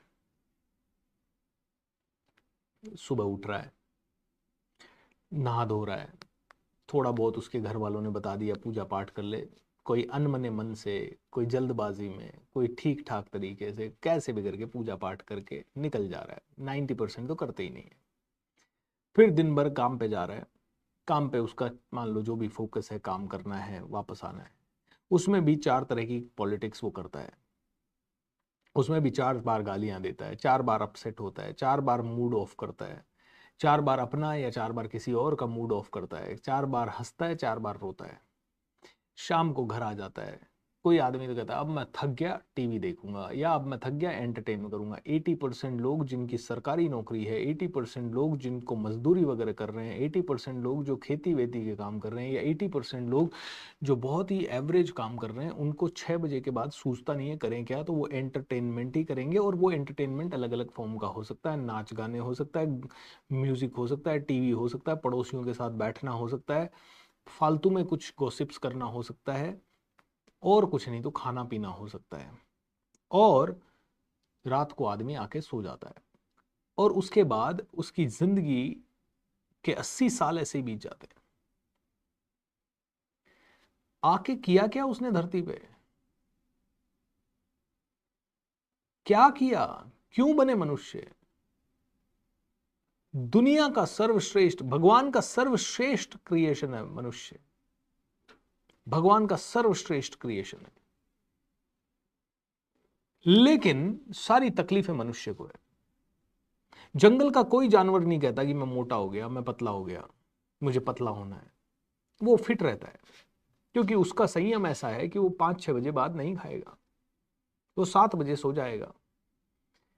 और मनुष्य भी हजारों सालों तक ऐसा ही था। लेकिन आज मनुष्य ने प्रपंच इतने क्रिएट कर लिए कि वो 12 बजे के पहले चाह के भी नहीं सो सकता, सो ही नहीं सकता, सुबह 4 बजे उठ ही नहीं सकता। इम्पॉसिबल है 90% मनुष्यों के लिए, क्योंकि सोई आप 12 बजे रहे हो तो 4 बजे उठोगे कैसे? तकलीफ तो होगी। तो कर क्या रहा है मनुष्य? जी रहा है, खा रहा है, पी रहा है, मर रहा है। अगर आप मनुष्य हो तो थोड़ा कंस्ट्रक्टिव काम जरूरी है। और आत्म साक्षात्कार, ये जानना बंधना कहाँ है और कहाँ नहीं बंधना। पैसों के लिए हर काम नहीं करना है। पैसों के लिए अगर आपने कोई भी काम किया तो फिर वो, क्रूड लैंग्वेज में बोलूं तो, वैश्यावृत्ति माना जाएगा। पैसा कमाने के लिए कहीं पे भी कुछ भी कर लिया, no. You can not hurt people to earn money. You cannot destroy the animals to earn money. You cannot destroy Prakriti to earn money. If you are doing that, you are nothing less than a devil. तो भगवान ने 8वें अध्याय में बताया है। अर्जुन ने पूछा, हे भगवान, हे पुरुषोत्तम, ब्रह्मा क्या है, आत्मा क्या है, सकाम कर्म क्या है, ये भौतिक जगत क्या है, देवता क्या है, कृपया इन सब के बारे में ठीक से बताओ, ये तो कंफ्यूज कर दिया आपने मुझे। कभी आप कर्म की बोल रहे हो, कभी आप बोल रहे हो देवता अलग है, कभी आप बोल रहे हो ब्रह्मा अलग है, आत्मा अलग है, भौतिक जगत अलग है, ये क्या क्या है, बताओ तो सही मुझे।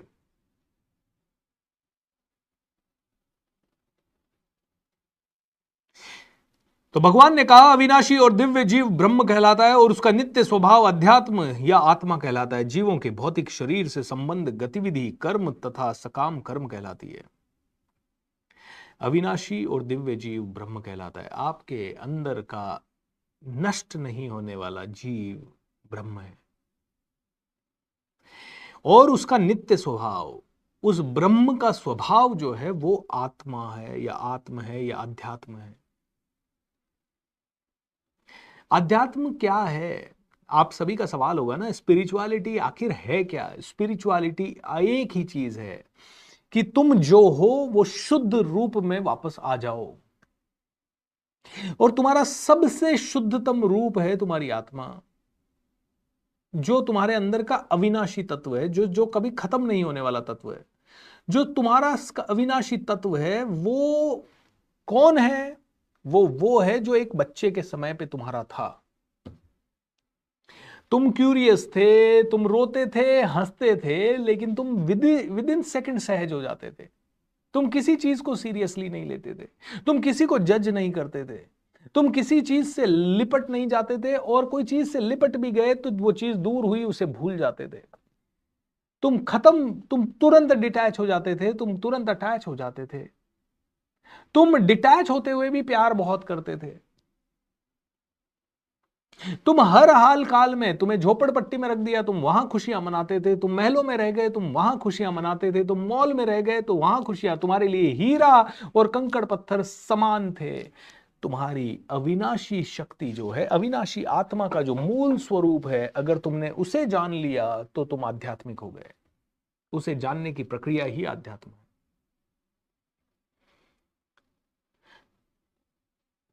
और जीवों के भौतिक शरीर, हमारे इस भौतिक शरीर से जो हम गतिविधि कर रहे हैं उसे कर्म कहा गया है, और उसी में अगर हम फल की इच्छा करते हैं तो वो सकाम कर्म कहा गया है।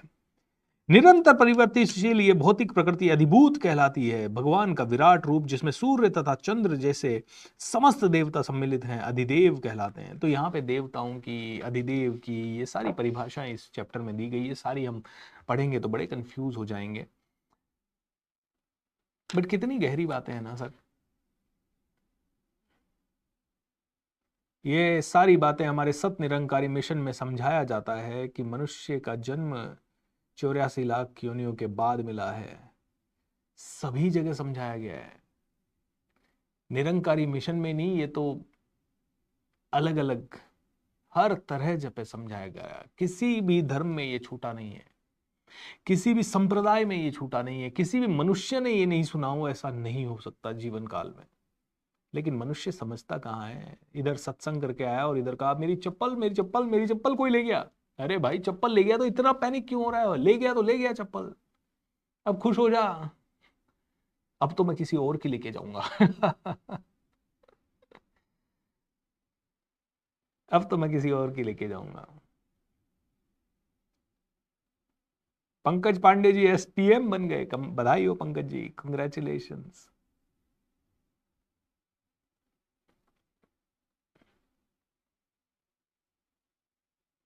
हम्म। सर आज का क्लास सुनते सुनते मेरी काम वाली आई, वो आते ही रोने लगी, बोली उसके पति रात को बहुत मारा। सर मैं कैसे उसे हील करूं? उसे गले से लगाइए और उसे सुनते रहिए और बैठ जाइए। लेकिन कहीं ऐसा ना हो जाए कि काम वाली को मैं कैसे गले लगाऊं, उसके कपड़े मैले होंगे या ऐसे होंगे, या वो क्या सोचेगी। उसे बैठाइए पास, आज उसे कोई काम मत करने दीजिए, आज सिर्फ उसे बैठाइए। इतना मीन मत बनिएगा कि उसके घर में प्रॉब्लम हुई है, उसकी ज़िंदगी में प्रॉब्लम हुई है और आप कहें चल ठीक है, प्रॉब्लम तो प्रॉब्लम की जगह तू झाड़ू लगा। इतना मीन मत बनिएगा। उसके लिए आज चाय आप बनाइए, आज उसके लिए नाश्ता आप बनाइए, आज उसे बैठा के ब्लेसिंग्स दीजिए। शरीर त्यागते समय मनुष्य जिस जिस भाव का स्मरण करता है वह उस भाव को निश्चित रूप से प्राप्त करता है। भगवान कह रहे हैं कि शरीर त्यागते समय मनुष्य जिस जिस भाव का स्मरण करता है उसी को प्राप्त करता है। जिसका जो चित्त हो गया ना, वो इंसान वैसा ही मरते समय जिसकी जो चित्त की अवस्था होगी, कहते हैं अगले जन्म में उसे वो ही मिलेगा। तो हम मरने के पहले की बात कर लेते हैं। रात को सोते समय आपके चित्त की जो अवस्था है, रात भर सपने उसी से रिलेटेड आते हैं और वो ही आपकी जिंदगी में ज्यादा मैनिफेस्ट करता है। इसीलिए रात को सोते समय ना चिंता में सोना है, ना ही किसी भी तरह के दुख और पीड़ा से सोना है, ना ही किसी तरह का अवचेतन तरीके से सोना है कि बस कुछ नहीं सोचा सो गए, दारू पी के सो गए या ऐसे ही सो गए। रात को सोते समय कॉन्शियसली क्रिएट करो अपने माइंड में कि आपको जिंदगी कैसी चाहिए, चाहे 1 मिनट ही क्रिएट करो, फिर सो। तो तुम्हें रात भर वो ही मैनिफेस्ट होगा, ये यूनिवर्स को वही सिग्नल देगा तुम्हारा सबकॉन्शियस माइंड, जो वो बनना चाहता है, जो वो क्रिएट करना चाहता है। और फिर धीरे धीरे तुम्हारा अगला दिन बेहतर होता जाएगा, अगला जीवन बेहतर होता जाएगा। अतएव है अर्जुन, तुम सदैव कृष्ण रूप में मेरा चिंतन करना चाहिए और साथ ही युद्ध करने के कर्तव्य को भी पूरा करना चाहिए। अपने कर्णों को मुझे समर्पित करते हुए तथा अपने मन एवं बुद्धि को मुझ में स्थिर करके तुम निश्चित रूप से मुझे प्राप्त कर सकोगे। जो व्यक्ति मेरा स्मरण करने में अपना मन निरंतर लगाए रखता है, अविचलित भाव से भगवान के रूप में मेरा ध्यान करता है, वह मुझको अवश्य ही प्राप्त करता है। मनुष्य को चाहिए कि वो परम पुरुष का ध्यान, सर्वज्ञ, पुरातन, नियंता, लघुतम, अब काफी सारे हिंदी के शब्द हैं जो कि आप में से कई लोगों को, और कुछ कुछ शब्द मुझे भी नहीं पता, लघुतम से भी लघुतर प्रत्येक का पालन करता, समस्त बुद्धि भौतिक बुद्धि से परे, अचिंत्य तथा नित्य पुरुष के रूप में करे। वे सूर्य के भांति तेजवान होते हैं। मृत्यु के समय जो व्यक्ति अपने प्राणों को भों के मध्य स्थिर कर लेता है और योग शक्ति के द्वारा अविचलित मन से पूर्ण भक्ति के साथ परमेश्वर के स्मरण में लग जाता है, वह निश्चित रूप से भगवान को प्राप्त करता है। तो भगवान ने इस पूरे चैप्टर में बताया है, शांत हो जाओ, मेडिटेट करो, चैंटिंग करो, योग शक्ति से अपनी योग शक्ति को विकसित करो, अपने ऊपर नियंत्रण पूरी तरह से करो। जानो आप हो कौन, जानो भगवान है कौन, जानो आत्मा है कौन, जानो अपनी शुद्ध रूप को, जानो अपने शुद्ध स्वरूप को, और शुद्ध स्वरूप को जानते हुए आप बहुत ही आगे बढ़ो। बोलते तुम्हारा कोई वजूद कोई खास नहीं है। कहते हैं एक बहुत ही प्यारी सी चीज यहां पे बताई गई है, मानवीय गणना के अनुसार 1000 युग मिलकर ब्रह्मा का एक दिन बनता है और इतनी ही बड़ी ब्रह्मा की एक रात्रि होती है। बोले तुम मेरे क्रिएशन को समझना है तो इतना सा समझ लो कि तुम्हें कई हजार तुम्हारे युग मन के, बोलते हैं कलयुग मान लो, एक युग मान लिया। तो कहते हैं यहां पे लिखा हुआ है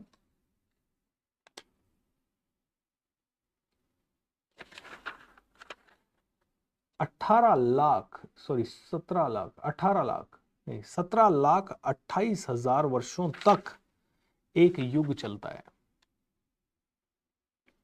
17,28,000 वर्षों तक एक युग चलता है और ऐसे कई युग मिलके ब्रह्मा जी का एक दिन है। अब हमें इसमें घुसना नहीं है क्योंकि ये गणना किसने की, कैसे की, लेकिन हमारे ऋषियों मुनियों ने, साधु संतों ने अगर कुछ किया है तो आई एम श्योर ये कैसे लोगों ने लिखा होगा, ये वैसे लोगों ने लिखा होगा जो महर्षि व्यास जैसे होंगे, गौतम बुद्धा जैसे होंगे, भगवान महावीर जैसे होंगे, क्योंकि ऐसे लोग त्रिकालदर्शी बन जाते हैं।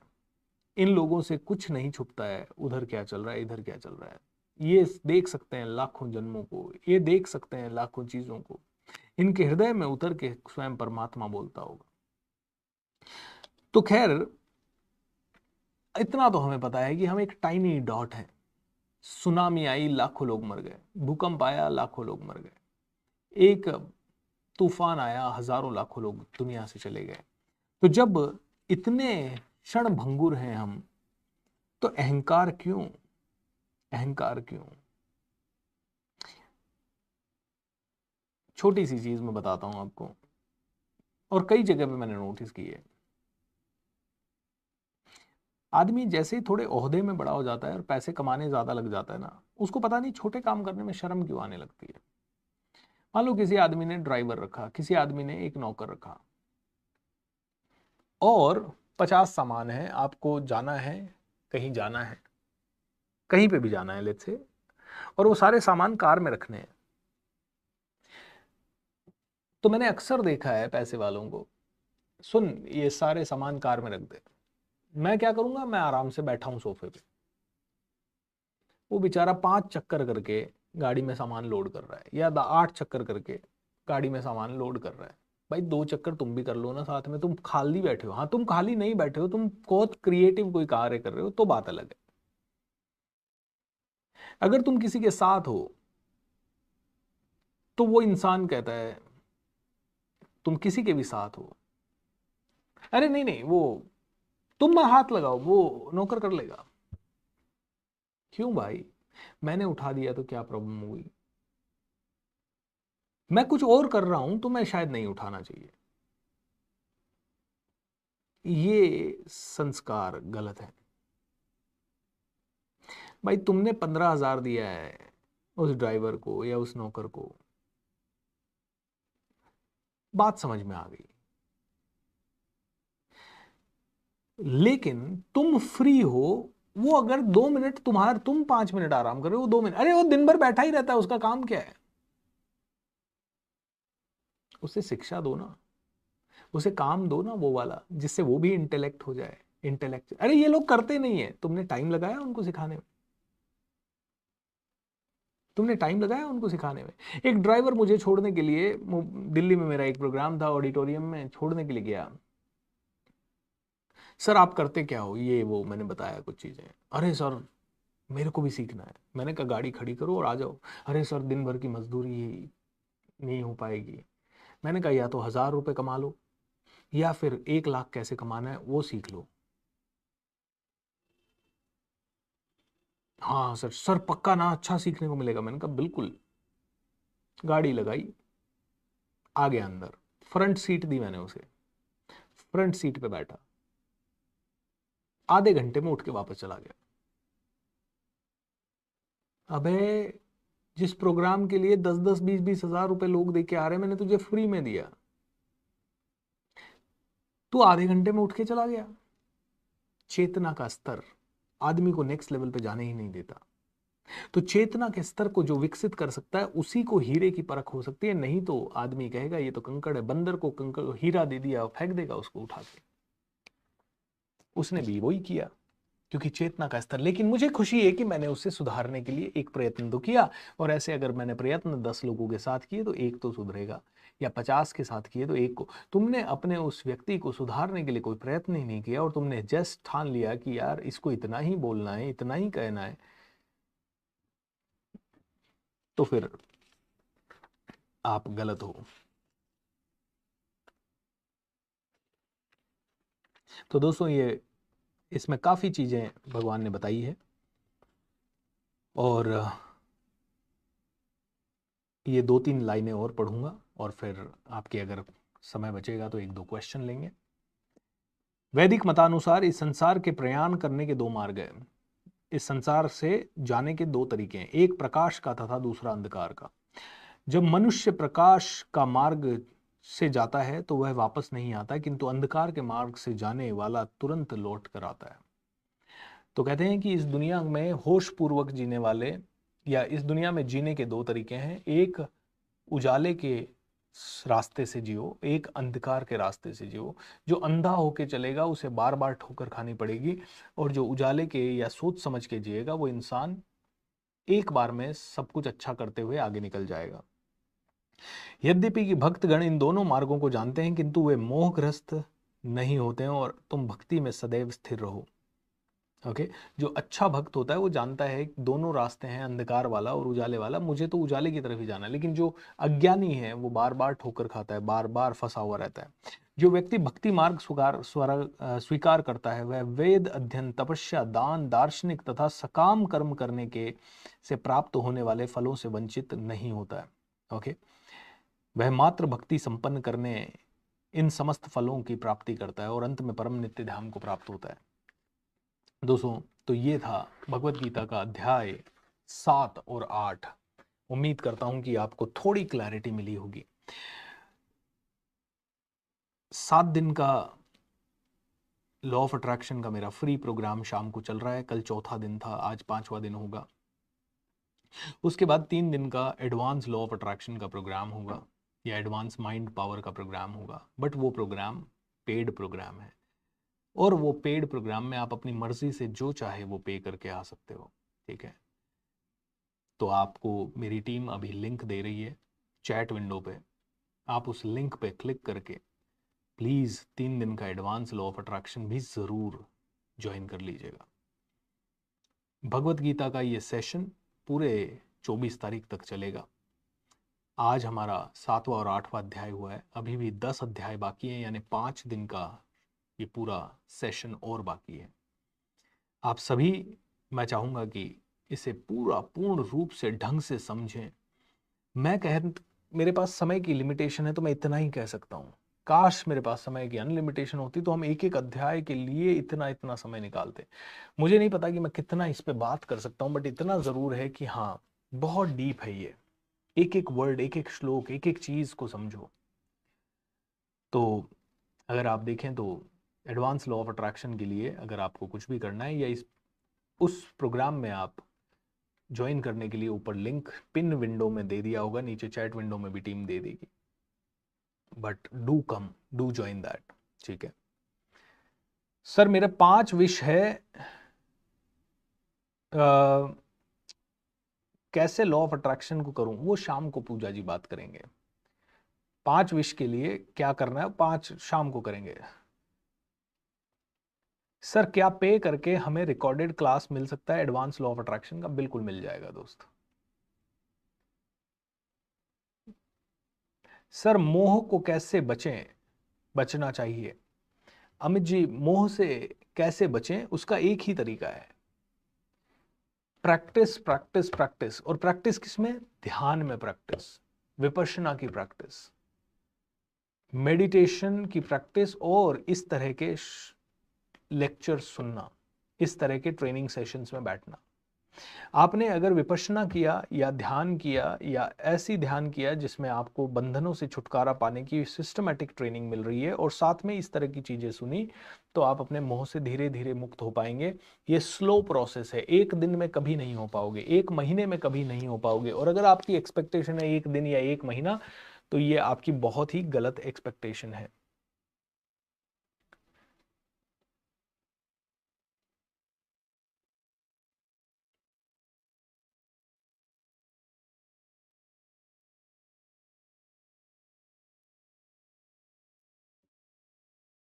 सर, रात को जो आपने बुक बताई थी वो दोबारा बताना। मैंने मेरे बुक्स के बारे में बताया था शायद। तो मेरी ये किताबें हैं जो आप ले सकते हो। एक मैजिक ऑफ थिंकिंग रिच, इसमें मेरी फोटो है। कोच BSR बुक्स के बारे में आप इंटरनेट पे amazon.com पे सर्च कीजिएगा। ये master your thoughts master your life है। ये अपने विचारों को कैसे शुद्ध करें, इसी का हिंदी अनुवाद है, बदलें अपनी सोच तो बदलेगा जीवन। तो हिंदी या इंग्लिश, दोनों में से कोई भी आप ले सकते हैं। और मैजिक ऑफ थिंकिंग रिच ले सकते हैं। अगर आपको पब्लिक स्पीकिंग अपनी बेहतर करनी है तो पब्लिक स्पीकिंग की मेरी किताब खरीद सकते हैं। और अगर आपको सेल्स को अच्छा करना है तो मेरी सेल्स की बुक ले सकते हैं। तो सारा amazon.com पे आपको मिल जाएगा। सर कंटिन्यूसली पॉजिटिव कैसे रहें, अपने माइंड को कंट्रोल कैसे रखें? माइंड को कंट्रोल नहीं करना है, माइंड को ट्रेन करना है। कंट्रोल करना मतलब मेरा माइंड इधर ना जाए इधर ना जाए, नहीं। कंट्रोल करना, mind control is a negative thing. It किसी को भी कंट्रोल करना मतलब उस पर स्वामित्व दिखाना, और स्वामित्व दिखाना आपके अधिकार क्षेत्र में नहीं है। आपका कर्तव्य है बस आपके मन को सही जगह पे लगाना। सही जगह पे लगाने के लिए राइट प्रैक्टिसेस करिए। राइट प्रैक्टिसेस के लिए मैंने आपको यही कहा, संगत, आदत, गुरु, ये सबसे इंपॉर्टेंट चीज़ है। काफ़ी लंबे समय तक आपको किसी अच्छे जगह पे जुड़ना होगा। हमसे भी जुड़े रहेंगे तो आपको बहुत सारी चीज़ें हम लोग शेयर करते रहेंगे हर रोज़। काफ़ी सारे प्रोग्राम्स होते हैं, काफ़ी सारे सेशंस होते हैं, काफ़ी सारी चीज़ें होती है। और धीरे धीरे क्लैरिटी मिलती है। देखिए मुझे भी आज 14-15 साल के बाद थोड़ी क्लैरिटी मिली है, लेकिन अभी भी मुझे लगता है कि मुझे नहीं आता कुछ।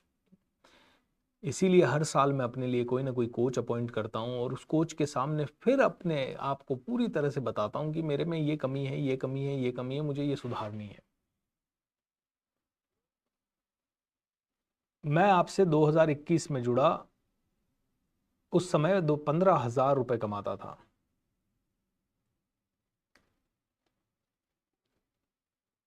₹20,000 देखा है। मैं 8वीं क्लास पढ़ा हूं और आज मैं 4 से 5 लाख कमाने लायक हो गया हूं। क्या बात है Bharat, God bless you.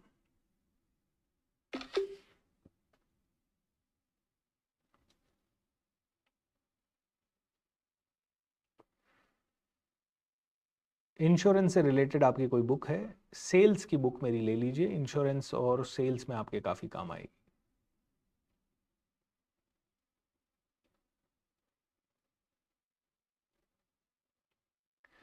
All right everyone, सो अगर आप लोगों ने already advance law of attraction के लिए पे व्हाट यू वांट से पे कर दिया है तो दैट इज़ ग्रेट। अगर नहीं पे किया है तो पे करके आप एडवांस लॉ ऑफ अट्रैक्शन में आ जाइएगा। एंड शाम को 9 से 10:30 ज़रूर जुड़िए आज हमारे 5वें दिन लॉ ऑफ अट्रैक्शन में। कल सुबह भगवत गीता का अध्याय 9 और अध्याय 10 हम लोग करेंगे। बस इतना ही आज के लिए। बोलिए योगेश्वर श्री कृष्ण भगवान की जय। Be happy everyone, lots of love, thank you and take care. नमस्कार।